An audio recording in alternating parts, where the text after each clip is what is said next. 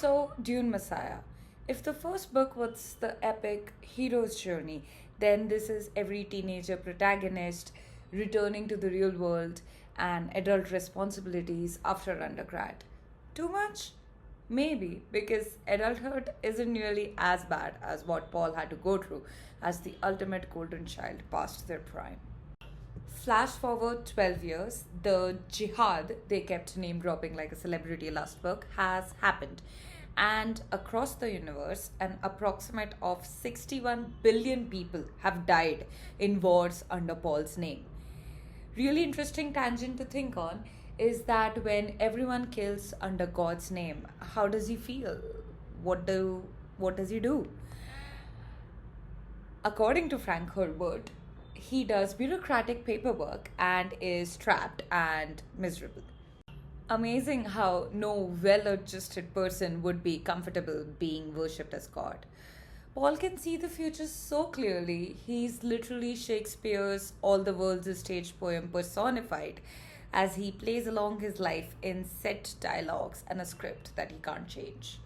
And because Paul is the most powerful man in the universe, there are factions trying to bring him down, obviously. And the WhatsApp uncles will be really pleased to know that his wife, Irulan, is one of them. Irulan is jealous and bitter of Chani and is drugging her with contraceptives so that she can bear Paul's true heir. Being a Bene Gesserit herself, she's helping the sisterhood so that they can have some control over the bloodline again. Joining them are the Clay Laksu, which are essentially shapeshifters or face dancers, genetic manipulators, and fitting various other mad scientist roles. Spacing Guild is also involved again. Their representative, Edric, who's a navigator himself, also helps blur Paul's prescience and visions because of his own presence, which is because he has prescience due to his own spice usage. This is because in the Dune universe, if you can see the future, you can't see other people who are also seeing the future. The worst part, Paul's church, the Kizaret, is also on it. They've turned his struggles into a marketing campaign.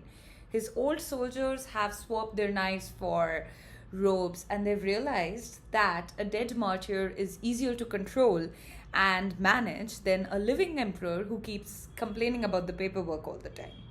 They give Paul a Trojan horse in the form of a Ghola. A Ghola is essentially a clone grown from the cells of the dead, and it's his very best friend, Duncan Idaho. Duncan Idaho is apparently too fine a specimen not to clone given his muscle memory of training of all of these years. And in addition to that, they have given his mind the philosophical trainings of a Zen Sunni philosopher and also mentat abilities. So now he is both brains and bronze in one fine specimen. He doesn't have any memories from his past life, so it's not really Duncan Idaho. And Paul knows this is a trap. It's a ticking psychological time bomb. But he keeps him around anyways. Which is sad if you think about it because he's so lonely. It's heartbreaking to see this all powerful God Emperor clinging to the ghost of his friend. The other Atreides sibling is also not above the Gola's charm in an almost equally weird way. Alia is now grown up, and considering that she has the memories and mind of all of her ancestors, she was never really a child, I guess. Anyways, she's alone on levels where she should not be alone, like socially with her friends and family and whatnot, and not alone where she should be, like in her own head, where she is battling for control of her own mind and body with all of her past lives, and most importantly, control over her own sanity. She's the witch of Arrakis, and the Fremen worship her, which is not at all weird considering she's a teenager with millions of years of memories, pursuing the reanimated corpse of a once dead grown ass man. Now comes the main stake. There is a nuclear equivalent weapon called a stone burner, and while Paul is aware of the risk, he can't do anything about it, so he's caught in the blast radius, and everybody who's in the radius loses their eyesight. This is sort of like a loophole, as you're not allowed to use atomics against humanity directly.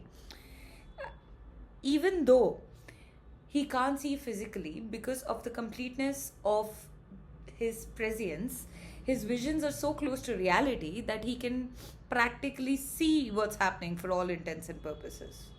This scares the shit out of a lot of people, understandably. And only the readers are able to piece together, based on Paul's internal monologue, that by indulging in this, he's getting further trapped tighter and tighter in his visions. It's sort of like a Chinese trap. The harder you try to get out, the tighter it gets. And the clincher, Paul can see the visions right up until the moment that Chani gives birth and subsequently dies as she does so, which is a nod back to how she has anchored Paul to reality in his visions as he learns to navigate them throughout his entire journey. Chani had secretly switched to an ancient Fremen diet to help with her fertility, which was essentially a spice overdose, as one does, and thus was indirectly not consuming the contraceptive that Erolan was feeding her and was able to get pregnant. The Tleilaxu offered Paul to bring back Chani as a Gola in exchange for his empire, but Paul refuses to accept this and, besmirch her memory like this. There's a scuffle as the Tleilaxu attempt to kill the babies, and since Paul's visions only lasted up until the moment that Chani died, he's essentially blind until he feels a projection inside his head from one of his babies and is able to fight his way through. This someone else is Leto II, or Leto II, his son. And yes, Paul chose to rename him the same name as his previous son, which he had lost in the first book. It's a whole thing.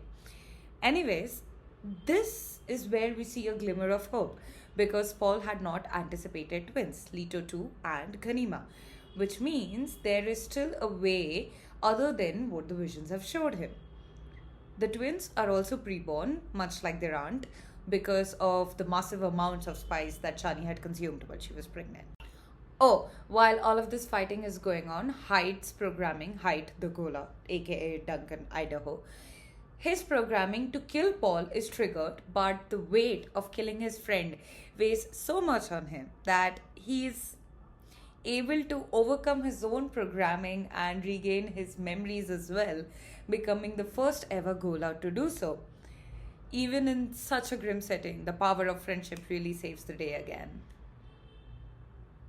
Though he doesn't get to enjoy his time with his friend, as Paul, now truly blind, decides to follow the Fremen tradition and walk in the desert to die, leaving his children and the empire under the care of Alia as regent. Though it has been hinted and actually gets explored more in the third book, Paul's decision to walk into the desert isn't just tradition, but it's forfeit. He saw the Golden Path, a survival path for humanity that is so brutal and non human that he simply couldn't do it.